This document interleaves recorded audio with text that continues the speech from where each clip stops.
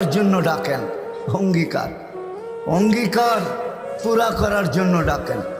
কেননা কিয়ামতের দিন, হায় হায়, আমি তো বলি, জানি না বুঝবেন কি বুঝবেন না, আমি বলি এই উম্মতকে দুনিয়াতে পাঠানেরই কথা ছিল না। কি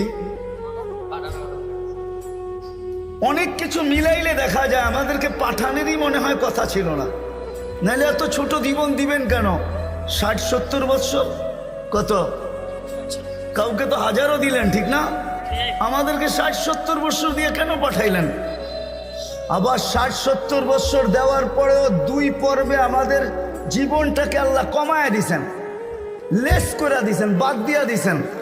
প্রথম 15 বৎসর হিসাবে আসবে না, যতক্ষণ পর্যন্ত বালেগ না হয়, কলম তার বিরুদ্ধে যায় না, পক্ষে চলতে পারে, বিরুদ্ধে চলবে না, রুফিয়াল কালাম। এইখানে 15 বৎসর বাদ।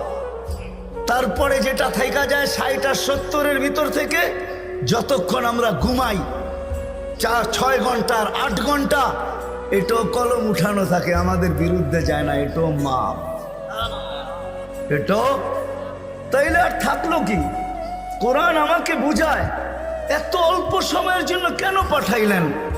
তাহলে কোরআনের ভিতরে ডুব দিলে মনে হয় বুঝে আসে। আল্লাহ মনে করেন যে কেন পাঠাইলাম, কিয়ামতের দিন তোমাদেরকে আমার পক্ষে সাক্ষী হিসাবে আমার পাশে দাঁড় করাবো। শুহাদা আলান নাস, কিয়ামতের দিন এই উম্মত আল্লাহর পাশে সাক্ষী হিসাবে দাঁড় করাবে আল্লাহ।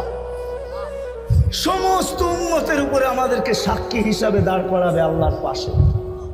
ইনশাআল্লাহ এই উম্মত কিয়ামতের মাঠে দাঁড়াবে না, এই উম্মত স্টেজে দাঁড়াবে। স্টেজে আল্লাহর পাশে স্টেজ লাগানো হবে, ওই স্টেজে এই উম্মত দাঁড়াবে। কেননা আসামি আর সাক্ষী এক জায়গায় দাঁড়ায় নাকি?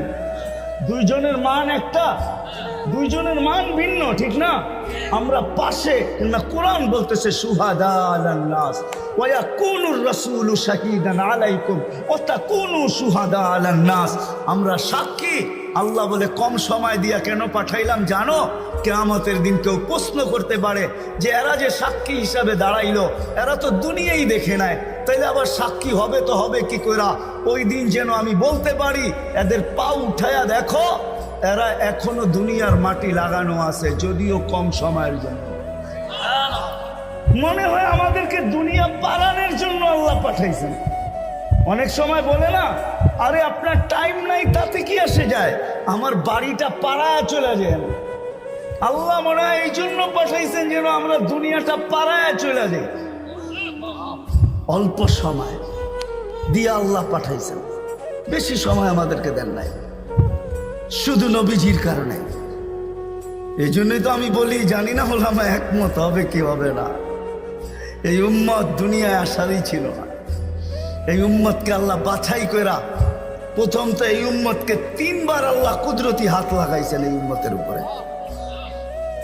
জন্ম লগ্নে একবার খলাকতু বিয়াদিহি, দ্বিতীয়বার কুদরতি হাত লাগাইছেন হুয়াজতাবাকুম, বাছাই লগ্নে দ্বিতীয়বার আমাদেরকে আল্লাহ বাছাই করছেন।